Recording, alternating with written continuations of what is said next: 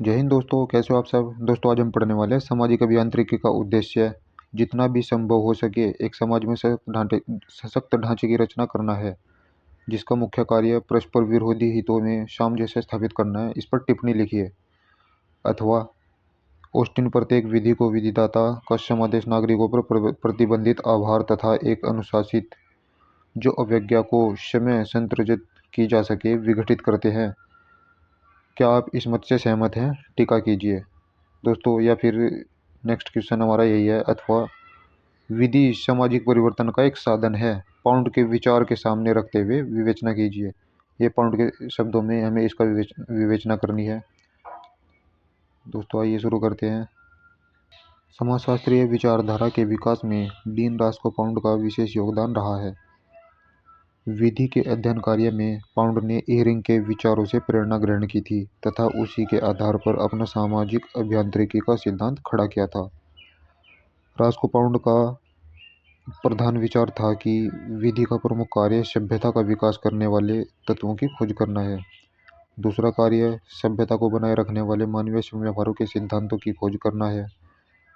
इन्हीं सिद्धांतों को पाउंड ने न्यायिक अभिधारणा कहा है।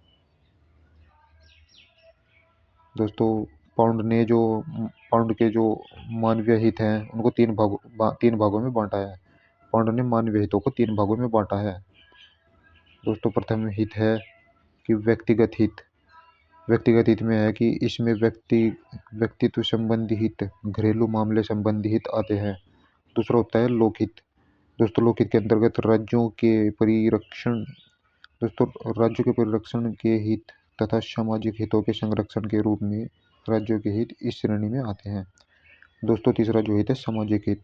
सामाजिक हित में बताया गया है कि इस प्रकार के हितों में शांति व्यवस्था व सामान्य सुरक्षा बनाए रखने के लिए जो हित होते हैं, विवाह जैसी संस्थाओं का अस्तित्व बनाए रखने हेतु हित, सामान्य आचरण बनाए रखने के हित, अथवा जो सामाजिक होते हैं सामाजिक साधनों की सुरक्षा रखने वाले हित, सामान्य प्रगति से संबंधित हित तथा जो मानवीय विकास से संबंधित हितों को रखा जाता है।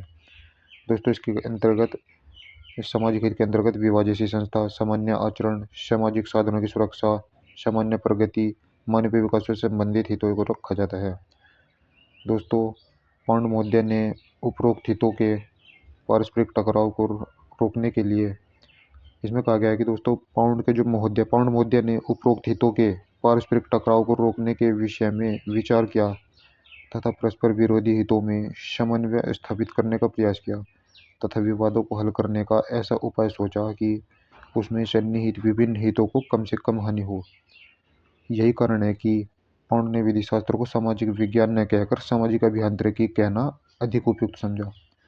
दोस्तों, पाउंड ने अपने सिद्धांत में राज्य की प्रभुता, अधिकार, कर्तव्य, व्यक्तित्व आदि परिकल्पनाओं पर विचार करना आवश्यक समझा तथा सामाजिक आवश्यकताओं के अनुरूप नई विधिक तकनीकी को विकसित करने पर जोर दिया। इस प्रकार पाउंड ने सामाजिक ढांचे में आमूलचूल परिवर्तन करने का प्रयास किया है। दोस्तों, न्यायिक अभिधारणाओं के विषय में पाउंड के विचार। न्यायिक अभिधारणाओं के विषय में पाउंड के क्या विचार हैं, आइए दोस्तों इसके बारे में समझते हैं। मानवीय इच्छा, आशा तथा मांग आदि के जो न्यायिक आधार तत्वों में यह उल्लेख रहता है कि मनुष्य विधि से इच्छा रखता है कि मनुष्य विधि से क्या इच्छा रखता है। पाउंड ने 1919 में अमेरिकी समाज को इच्छा, आवश्यकता तथा मांग को ध्यान में रखते हुए निम्नलिखित न्यायिक आधार तत्व पर प्रकाश डाला है। नंबर 1, सभ्य समाज में प्रत्येक मनुष्य यह अपेक्षा करता है कि समाज के अन्य लोग जानबूझकर उस पर आक्रमण न करें। नंबर 2, प्रत्येक सभ्य समाज में मनुष्य यह अपेक्षा करता है कि वह अपनी सामाजिक व आर्थिक व्यवस्था में जो कुछ प्राप्त करता है यह स्वयं अर्जित करता है, वह उसे अपने लाभ के लिए स्वयं के नियंत्रण में रख सके। दोस्तों, हमारा जो इसका तीसरा पॉइंट है वो इस प्रकार है कि तीसरा पॉइंट यह है कि प्रत्येक सभ्य समाज में व्यक्ति यह अपेक्षा करता है कि वह समाज है जिन जिन व्यक्तियों के संपर्क में आता है वे सभी उससे सद्भावनापूर्ण व्यवहार करें। चौथा पॉइंट यह है कि प्रत्येक सभ्य समाज में व्यक्ति ऐसा करता है कि प्रत्येक व्यक्ति अपने कार्य को सावधानीपूर्वक ऐसे संपादित करे जिससे दूसरे व्यक्तियों को कोई हानि न हो। पांचवा हमारा पॉइंट यह है कि प्रत्येक सभ्य समाज में व्यक्ति अच्छा रखता है कि समाज के वे व्यक्ति जो पलायन करने वाली वस्तुएं रखते हैं वे उन्हीं वस्तुओं को ऐसे रखें जिससे कि वे वस्तुएं निकल भागने पर दूसरे व्यक्ति को हानि न पहुंचे। उपरोक्त परिप्रेक्ष्य में पाउंड ने स्वयं सामाजिक प्रगति की ओर ध्यान दिया जिनसे नई न्यायिक मान्यताओं का विकास हो रहा है। पाउंड ने पाउंड ने अपने समय की उदय होने वाली न्यायिक अवधारणा पर प्रकाश डाला है। सारांशतः सामाजिक परिवर्तन के साथ न्यायिक अवधारणाएं भी बदलती रहती हैं। इसी परिप्रेक्ष्य में पाउंड मौर्य ने अपनी पूर्वोक्त सूची में निम्नलिखित 3 अन्य आधार तत्वों को शामिल किया है। दोस्तों आइए हम जानते हैं कि ये 3 जो प्रमुख आधार तत्व हैं वे क्या हैं। उन्नत समाज में प्रत्येक व्यक्ति अपने जीवन निर्वाह हेतु अपने काम धंधे की सुरक्षा करना चाहता है। सभ्य समाज में व्यक्ति की वृद्धावस्था में उसका परिवार या समाज की देखभाल करेगा, अथवा प्रत्येक सभ्य समाज में व्यक्ति दुर्घटनावस्था में अन्य प्रकार के आपदा काल में हुई हानि को समाज आदि सामाजिक बीमा के माध्यम से वहन करेगा।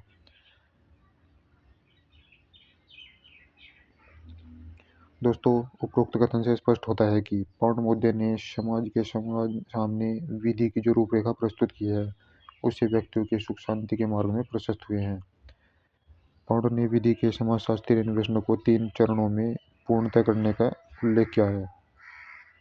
दोस्तों जो पाउंड ने विधि के समाजशास्त्रीय अन्वेषण को 3 चरणों में पूर्ण करने का उल्लेख किया है।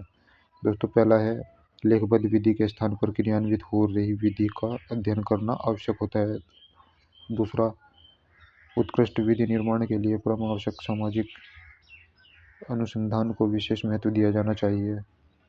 दोस्तों तीसरा पॉइंट यह है कि तृतीय चरण में पाउंड ने न्यायिक कार्यों के पुनरुद्धार की ओर विशेष ध्यान दिया जिससे कि विधि को परिवर्तित परिस्थिति के अनुसार बनाया जा सके। दोस्तों आइए हम इसके आलोचना के बारे में समझते हैं कि किन किन विधि शास्त्रियों ने इसकी आलोचना की है। काफी विधि शास्त्रियों ने विचारधारा के क्षेत्र में खलबली मचाने वाले पाउंड के सामाजिक अभियांत्रिकी का आलोचना की है। उन्होंने पाउंड द्वारा प्रयोग किए जाने वाले अभियांत्रिकी इंजीनियरिंग शब्द को मशीनरी का अर्थ देते हुए उसके सिद्धांत को एक कारखाना मानकर आलोचना की है। दोस्तों जो कुछ विधि शास्त्री हैं उन्होंने इनके सिद्धांत को इंजीनियरिंग शब्द अर्थात मशीनरी को अर्थ शब्द देते हुए सिद्धांत का एक कारखाना मानकर आलोचना की है।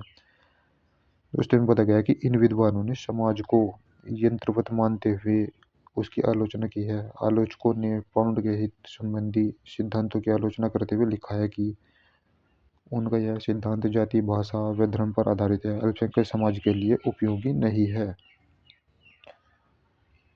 दोस्तों भारतीय परिप्रेक्ष्य में सामाजिक अभियांत्रिकरण का विशेष महत्व रहा है।